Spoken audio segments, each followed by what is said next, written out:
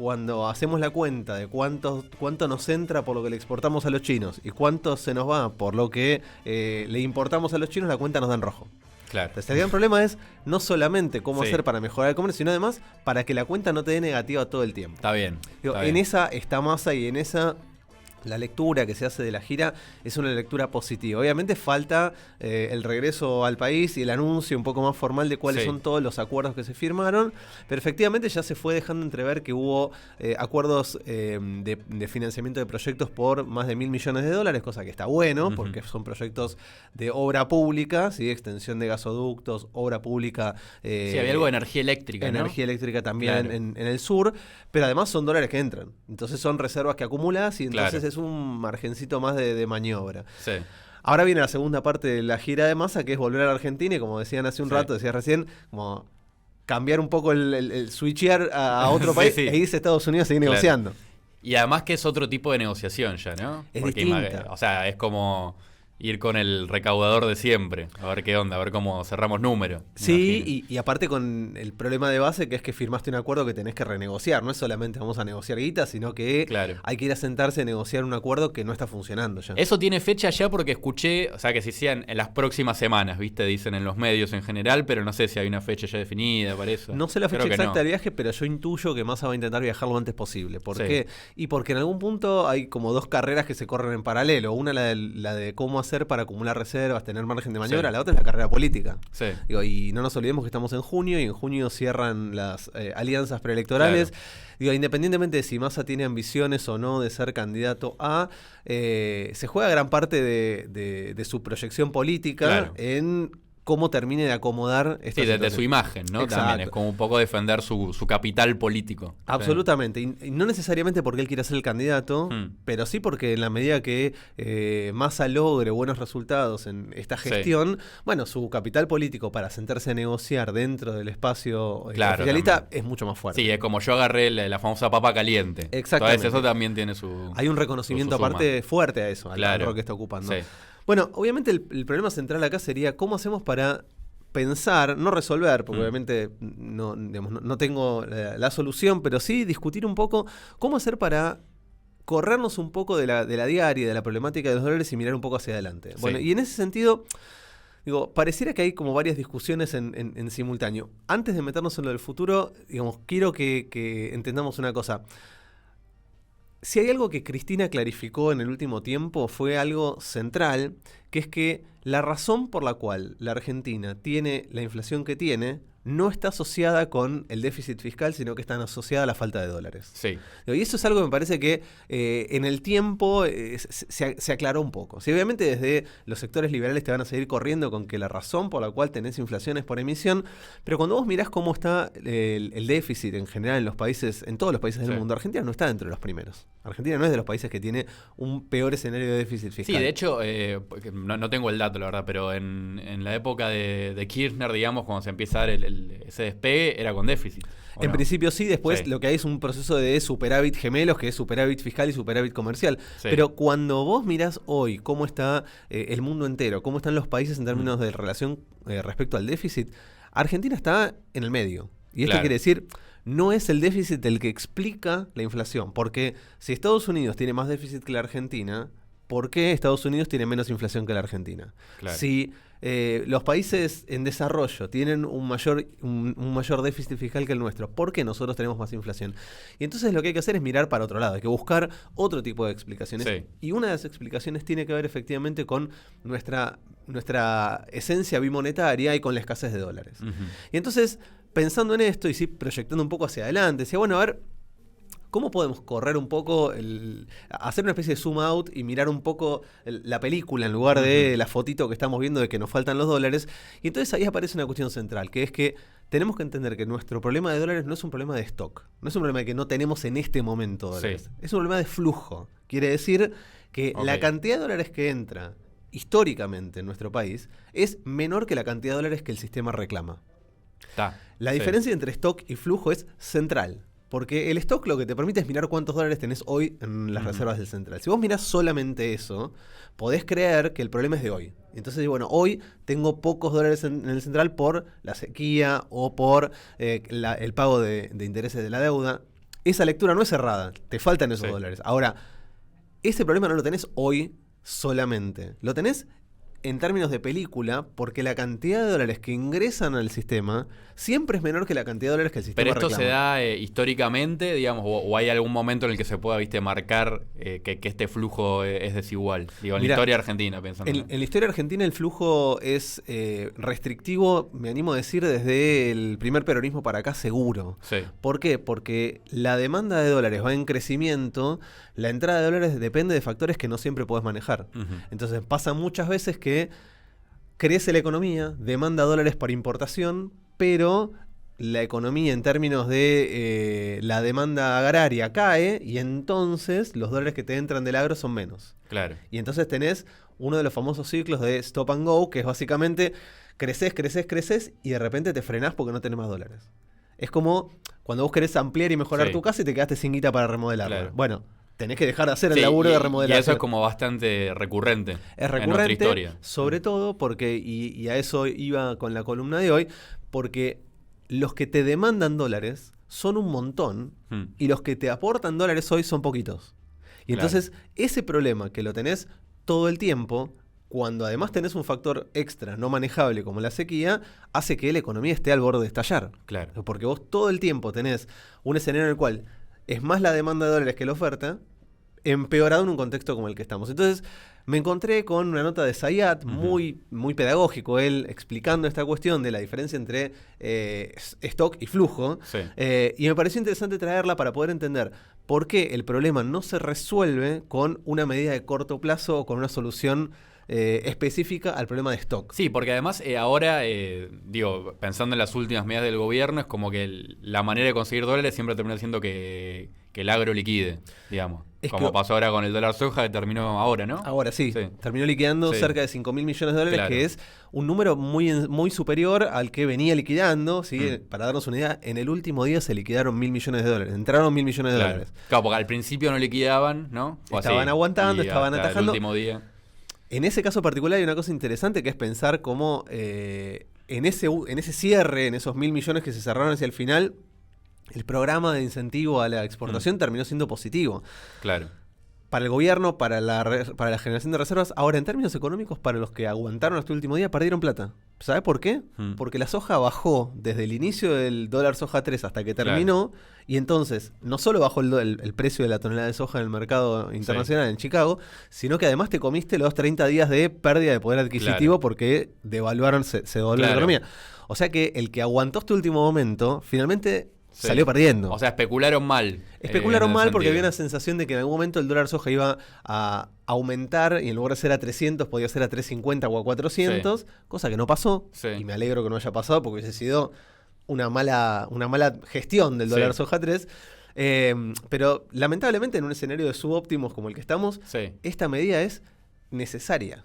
Digo, Sí. y me animo a decirte que es probable que cuando nos acerquemos al mes de julio o agosto, ¿sí? Es probable que aparezca un dólar soja 4. Un incentivo. Claro, porque también es un incentivo, pero también es como una marcada de cancha de negociación. Digo. Por supuesto. Sí. Pero- Liquidame este precio. Liquidame el precio Sí. que yo te pido, porque Sí. si no, o sea, ofreceme un precio más alto, porque si no, no te liquido. Sí. Y es una negociación compleja, porque vos como Estado necesitas los dólares. Porque Claro. si no, esto se te traduce a precios Sí. como ya nos pasó. Bueno, entonces... Vamos a largo plazo. Dale, entonces Sí. la mirada central tiene que ver con, primero decía, la diferencia entre flujo y stock, que es esta Sí. idea de, bueno, el stock es lo que tenemos hoy, el flujo es qué relación hay entre lo que ingresa y lo que sale. Sí. En términos Está bien. más de película que de foto. Bueno, si nosotros miramos de dónde vienen los dólares vienen del comercio exterior, ¿sí? Ujú. Lógicamente los dólares entran por lo que exportamos. Sí.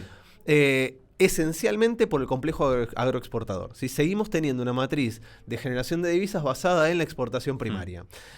Independientemente de que haya algún grado de industrialización en ese proceso de exportación primaria, ¿sí? Porque no solamente vendés el poroto de soja o el grano de soja sin ningún tipo de procesamiento, Sí. también vendés aceite de soja y eso tiene un grado de industrialización o un agregado de valor que por eso también se trata de incentivar, pero no deja de ser una exportación esencialmente primaria.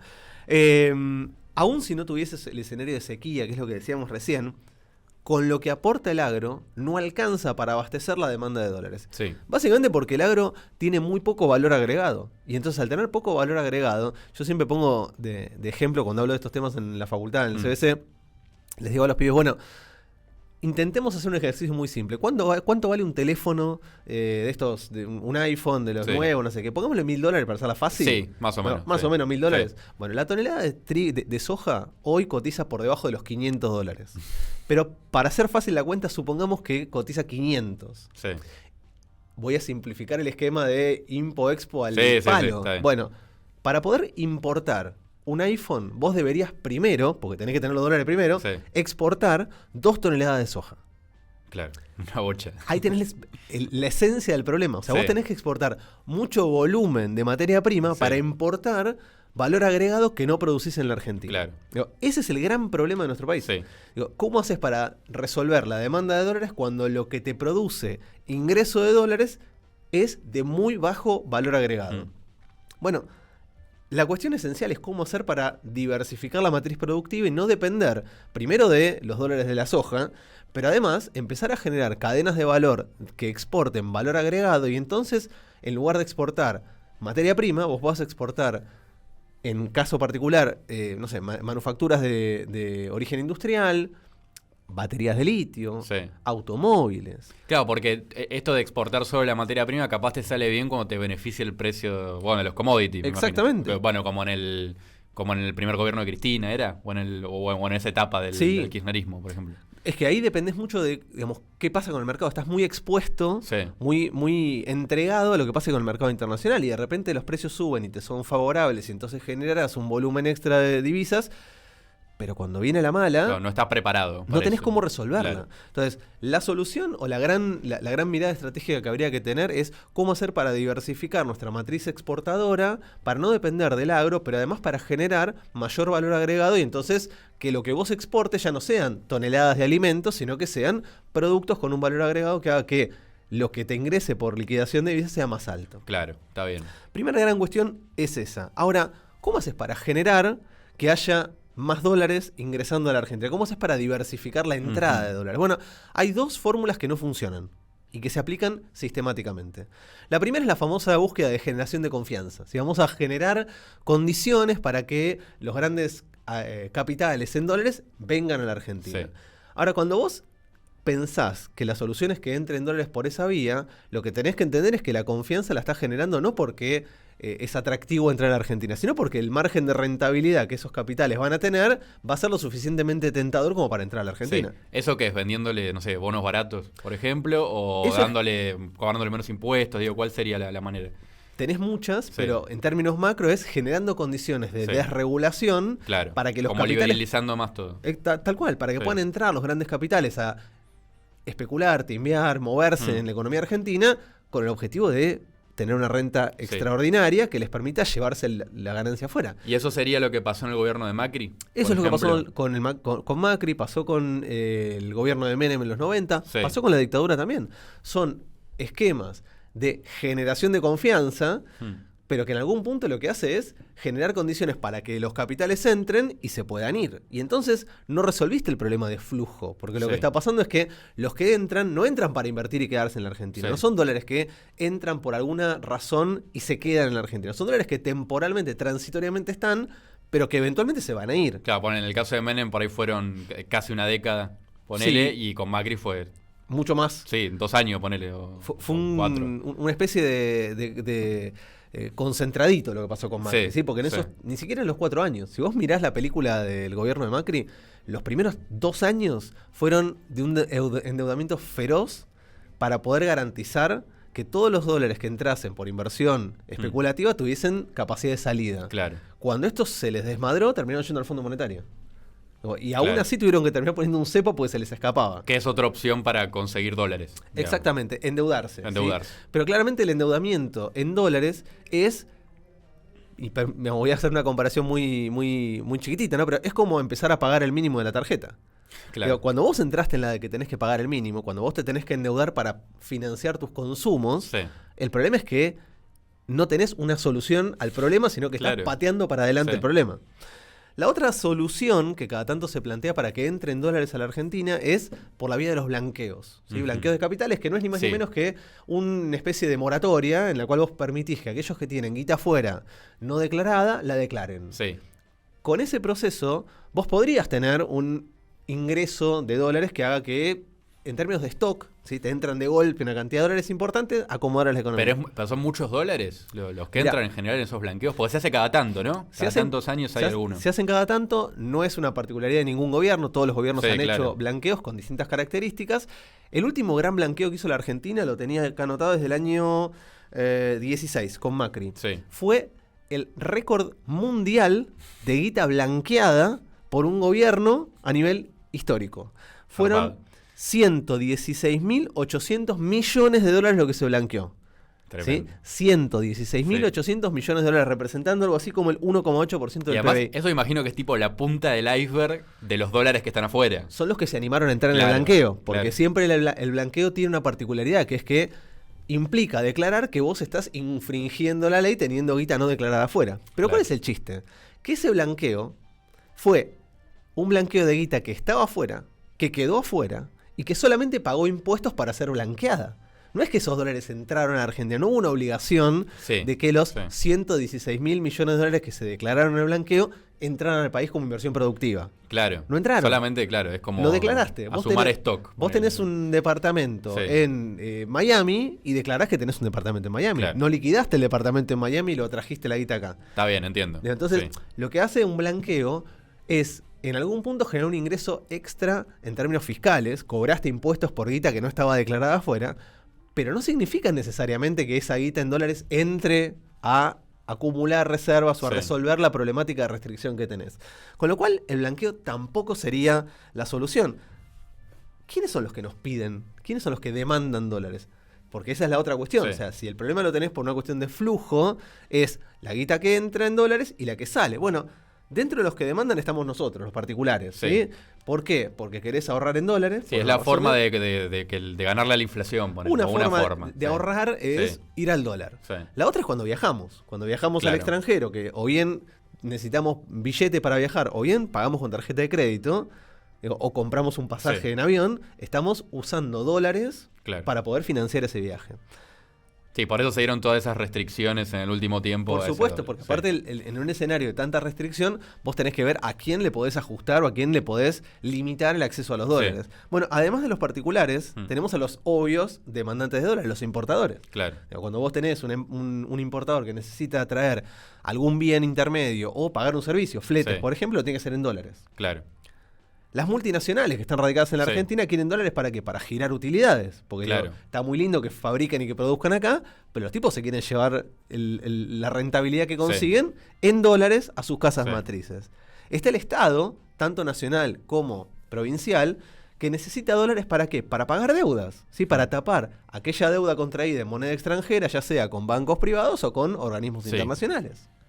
Las empresas privadas demandan dólares porque también tienen deuda en dólares y tienen que conseguir esos dólares para pagar esa deuda. Y finalmente, el Estado Nacional vuelve a entrar en la demanda de dólares ¿para qué? Para tener reservas y de esa manera poder atajar cualquier corrida contra el tipo de cambio. Mirá todos los que demandan dólares y es como... Sí, por razones muy distintas, o al menos como que vos decís algunas son muy entendibles o son muy lógicas, pero otras como que no las tenés ni en cuenta, digo, siendo un ciudadano de a pie. Totalmente. Es como que... y es un montón. ¿Y cómo se resuelve eso, digamos? Con todos esos frentes. Con esos frentes la forma de resolverlos, como decía hace un rato, diversificando la generación de divisas, diversificando la forma de generar entrada de dólares. Entonces hay un plan lanzado hace un tiempo por el gobierno que se llama el Plan Argentina 2030, que está proyectando, obviamente hacia el año 2030, cómo sería nuestra estructura productiva en términos de exportación. Y es interesante porque cuando vos mirás el objetivo de la diversificación, aparece un factor determinante que es la diversificación en términos de exportación energética, ¿sí? Ya se dijo un montón y por eso tampoco vamos a darle demasiado, por lo menos hoy, pero digo, en la medida que el gasoducto esté en funcionamiento, el Néstor Kirchner, y en la medida que se le dé un poco más de dinamismo a la industria del litio, las chances de que, primero, te entren dólares por otras vías. Segundo, la presión respecto al agro sea diferente, no está muy lejos. Sí. ¿Sí? Cuando uno piensa en una mirada respecto al 2030, parece que el 2030 es allá lejos en el tiempo. Pero estamos en el 2023. Sí, son 2 mandatos presidenciales. Exactamente, digo, yo siempre lo pienso en términos deportivos, ¿no? Digo, cuando vos te hablan del próximo mundial parece que falta una vida y de repente estás jugando al olla. Entonces, claro, bueno, en 2 mundiales, claro. Entonces, claro, en 2 mundiales por ahí jugado en Sudamérica, acá, estamos en esta. Bueno, les traje ahí un cuadro que comparte Saiyad también, que proyecta hacia dónde irían las exportaciones o cuál sería el volumen de exportación, la entrada de dólares por exportaciones en 2030. Bueno, la agroindustria se proyecta que va a aumentar un poquito, ¿sí? Pero que apenas va a ser, va a representar un crecimiento, un incremento de 9.000 millones de dólares respecto a lo que está exportando hoy. Esto quiere decir, es cierto que se espera un crecimiento de la exportación primaria, pero no es tan fuerte lo que va a sumar la exportación primaria al total de exportaciones. Mirá qué va a pasar con energía, ¿sí? La idea del auge del petróleo, más la cuestión del hidrógeno verde, que es la otra cuestión que que se hicieron inversiones, bueno, que arrancó hace poquito. Arrancó hace las poco. obras y eso. La idea es pasar de un volumen de exportaciones de 5.000 millones de dólares, que fue lo que se exportó hace un par de años, a 35.000 millones de dólares. Y esto quiere decir que en ese escenario ya lograrías que con energía cubrirías la mitad o alcanzarías el 50% de entrada de divisas de lo que te genera el complejo agroexportador. No es poco. Sí, está bien. Pensá que hoy energía te representa un 10%. Con lo cual el crecimiento de dólares por el lado de energía sería fuerte.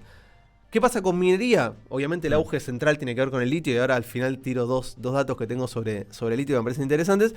Pasaría de los 3.000 millones de dólares que se liquidaron hace un par de años a 19.000 millones de dólares.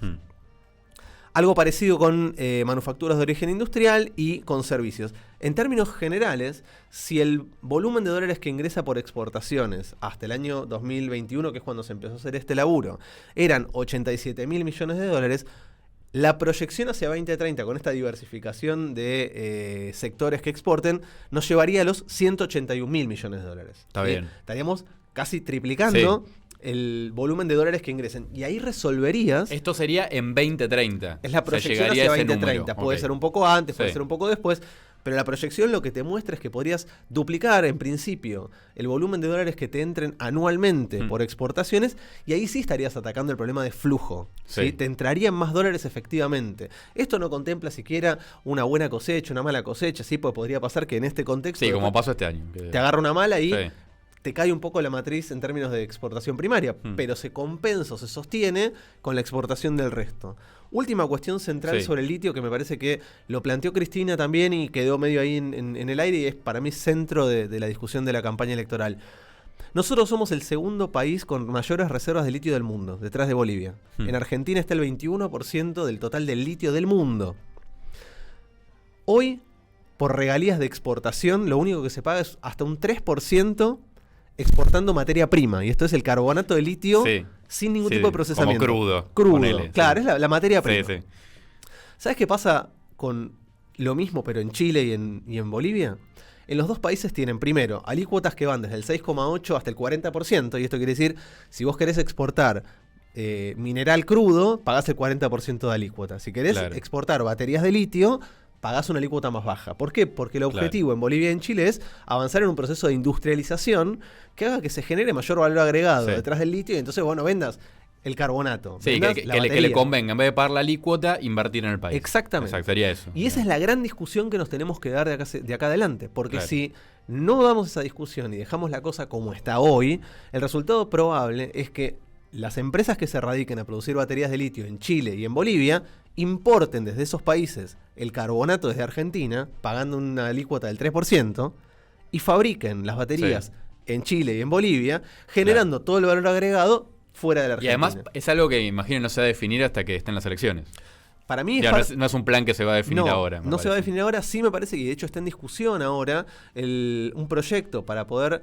Primero, romper ese techo del 3% de alícuota de exportación de litio para poder jugar un poco más arriba, pero además pensar en la mirada de proyecto nacional en torno al litio. Hoy el litio se maneja en la órbita provincial y entonces son las provincias las que manejan cómo gestionar los proyectos productivos. Pensá que hay solo... Pero eso es por la Constitución. Por la Constitución. Digamos, claro. Por la Constitución. Lo que pasa es que vos podés establecer un acuerdo nacional Sí. en el cual el Estado tenga un rol a jugar en esto. Pensémoslo así, como dato, y con esto voy cerrando. En el año 2022, solo 2 empresas tuvieron proyectos productivos en torno al litio en la Argentina. 2. De 38 proyectos que están abriéndose. Esas 2 empresas exportaron 696 millones de dólares en carbonato de litio. 696. La proyección es que en 3 años, solamente con esto, y esto es exportación de carbonato de litio, se puede multiplicar por 7 el volumen exportado. O sea, aún sin hacer demasiado, la exportación por litio se espera que crezca un montón. Bueno, si vos te metés en ese escenario y promovés industrialización y generación de baterías, ni siquiera te digo lo que yo creo que habría que hacer, que es fomentar la instalación de empresas automotrices eléctricas que fabriquen automóviles eléctricos en nuestro país. Tenemos todo el know-how para aunque hacerlo. sea para exportarlos, ponele. Pero... Exactamente, pero pensá que China y la Unión Europea van camino a la eliminación de los autos a combustión, no en 50 años, en 10 años. Digo, Países Bajos y Noruega van a dejar de vender vehículos a combustión en el de hecho, 2035. vas a las capitales de esos países y te encontraste como el lugar para enchufar el auto. Exactamente, digamos, lo escuchaba el otro día desarrollado. A Luis Bremer, que decía justamente eso. O sea, como la sensación es que ya estamos muy atrás con los autos a combustión. Bueno, tenemos la oportunidad de generar no solo la producción del mineral, sino además las baterías. Tenemos la capacidad para hacerlo con YPF litio, pero además de eso, tenemos la capacidad para producir automóviles. Entonces, la gran discusión es, como bien decía Cristina en ese acto del 25, patria o colonia. O sea, somos un país proveedor de insumos para la producción industrial, o nos convertimos efectivamente en un país industrial que sale para adelante. Claro, la famosa vocación de colonia, de la colonia de Cristina. Y con esto sí que ya cerramos, pero sumo algo que decía Cristina, y que también lo dicen otros políticos de la oposición, que hablan de la importancia de la economía del conocimiento, que puede tener eso o invertir en eso. ¿Qué onda? Digo, ¿entra en estos planes o necesitas primero estabilizarte más en lo que tiene que ver con la gestión de los recursos primarios para desarrollar esa economía? Porque ella también decía, hay que mirar a Corea, por ejemplo, ¿no? No sé si más como chicana o como un plan en serio, pero que sí, Corea después de varios años de ordenar su economía se dedica a un desarrollo industrial que tiene que ver con la industria del conocimiento también. Sí, la industria del conocimiento tiene hoy... De Corea del Sur hablo. Sí. La industria del conocimiento tiene un rol central hoy porque efectivamente hay una expansión muy fuerte en términos de servicios de lo que se provee de acá para el mundo. Ahora bien, en tanto y en cuanto vos no logres resolver el problema de restricción externa que tenés, esa industria tiene pocos incentivos para liquidar divisas en la Argentina. Fíjate que parte de lo que se discutió en el último tiempo tiene que ver con cómo hacer para generar mecanismos para que los sectores que producen conocimiento puedan liquidar a un dólar preferencial. ¿Por qué? Y porque vos laburás como ingeniero electrónico y te pagan en dólares y vos querés cobrar a un dólar que te beneficie, para no puentear, para no escaparte de... Claro. Digo, para lograr eso, y el ejemplo Corea es interesante, lo que pasa es que hay que bancarse el ejemplo Corea del Sur.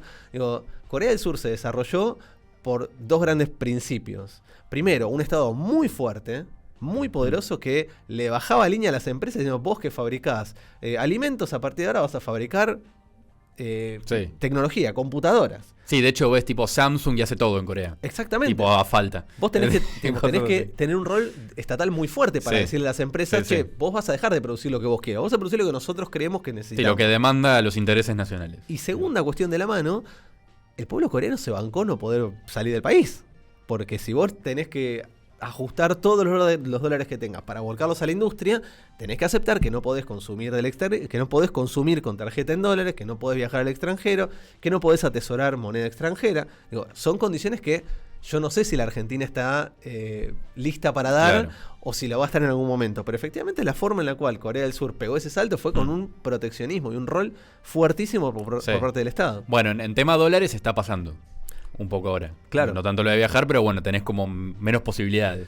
Pero más de una mirada restrictiva que una mirada activa, si querés. Digo, no es el Estado diciéndote, mira, yo no te voy a dejar viajar porque los dólares que te saco del rol turismo los vuelco a tal sector. Además, si viajas es caro. Exacto. Hoy es como, estamos en un escenario de atajar esa escasez. Sí.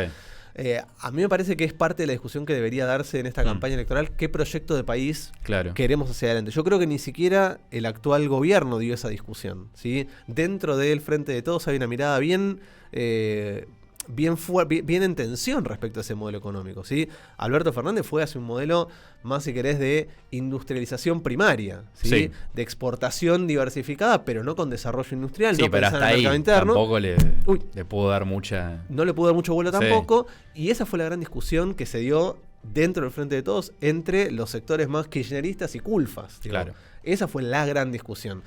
Digo, lo que está faltando es qué rol juega el mercado interno en ese proyecto económico. Sí.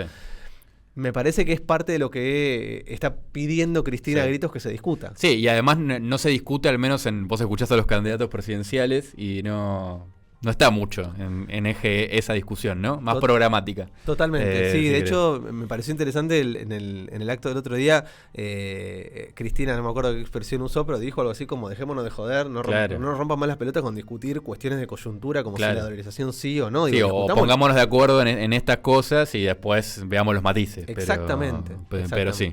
Bueno, Martín, me quedó un poco más claro cómo conseguir dólares y no ir a un arbolito. Bueno, bien, en este caso. Era la idea pensar un poco también hacia adelante. No es lo mismo, claro. Si no, siempre estamos como dando vueltas en lo que nos pasa hoy. Y... Sí, tapando H's y poniendo parches a la situación y está bueno para pensar Argentina futuro y sobre todo, bueno, esto, 2030, que no es tanto. No. Lo pensás. Así que, bueno, gracias Martín, nos vemos en lunes por medio. Entonces, eso mismo. Seguimos en Queso y Dulce, acá en Radio 7.